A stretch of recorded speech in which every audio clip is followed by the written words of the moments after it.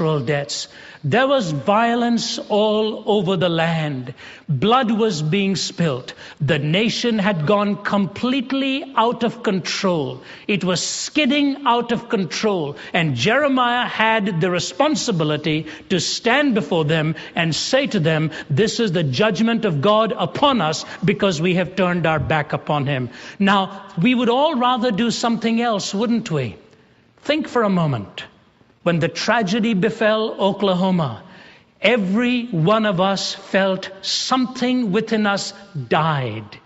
This was like a national heart attack. It was not a pain that was from without. This was not in Beirut where some building was being gutted.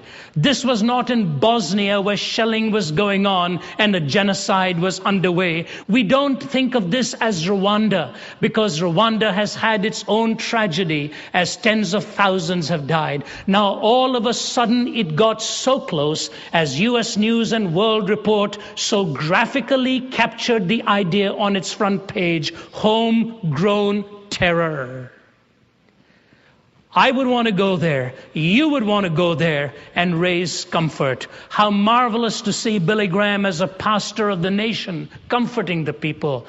But what do you think Billy Graham would have felt like if God had said to him, Billy, you go to Oklahoma and say to them, this is a judgment upon the land because of the way you have lived. He would have had a battle on his hands, don't you think? I'm not saying it is. I'm only saying what Jeremiah had to face when he had already seen tragedy, already seen children dying. God said to him, don't be afraid of them. If you're terrified by them, Jeremiah, I'll terrify you. And the cause to which I'm calling you is to go to my people and tell them they've turned their backs upon me. And as I look at what is happening in our nation, with all of the violence, I too see two things happening that had happened in Jeremiah's time. Let me draw that parallel.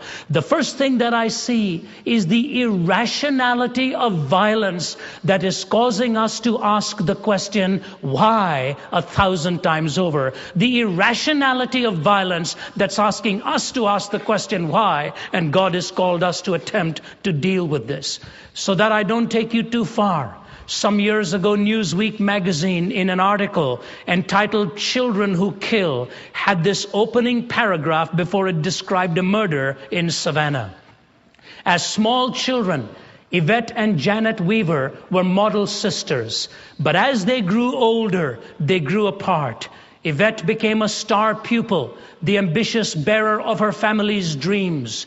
Janet was a tomboy, slow in school and hot-tempered. The normal rivalry ended tragically last March when an argument between them led to murder. According to police in Savannah, Georgia, Janet, aged 15, and her brother's fiancé, 22-year-old Renee Thomas, cornered 17-year-old Yvette in her bedroom and reportedly stabbed her 51 times. Then they dumped her body on a neighbor's property. For 3 days, Janet remained silent, watching cartoons while police scoured the house for clues of the mysterious intruder. Finally, confronted with questions, both Janet and Renee broke down, describing the murder in gory detail, but each insisting that the other was the actual killer. Police don't know who wielded the weapon, so they charged both with murder. Whatever the outcome, hanging over this case, and too many others like it, is the last question Yvette asked her sister as she stared up from the blood-splattered floor. Why? Why did you do this to me? Ladies and gentlemen, what I'm trying to tell you, please follow me. We are called at this time in our lives to be ministering in a nation and in a setting that is also skidding out of control with violence that is untamed, violence that we do not even know how to explain. But people are so reluctant to admit that immorality is always preceded by impiety.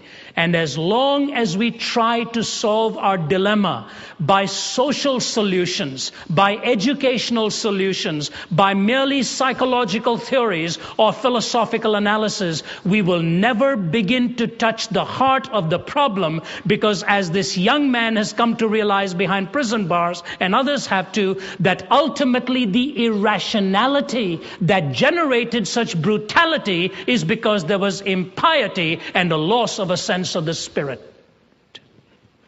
Until we can understand that, for you see, long before the Oklahoma building was gutted, another explosion had taken place. It had taken place in the hearts of young men whose spirit was blown down, and then they blew up the building sometime later. We want to consider them apprehended when we found them for blowing up the building, not wondering what it is that blew up within them. We go to psychiatrists who tell us the fathers are gone, the parents are gone, and hence this kind of violence. Well, if that is true, what we have done to the world is evicted the Father who created us. The whole world is now orphaned, and maybe that's why the violence is here. And into this setting, it is easier, believe me, to stand in front of weeping people who somehow are searching for answers. But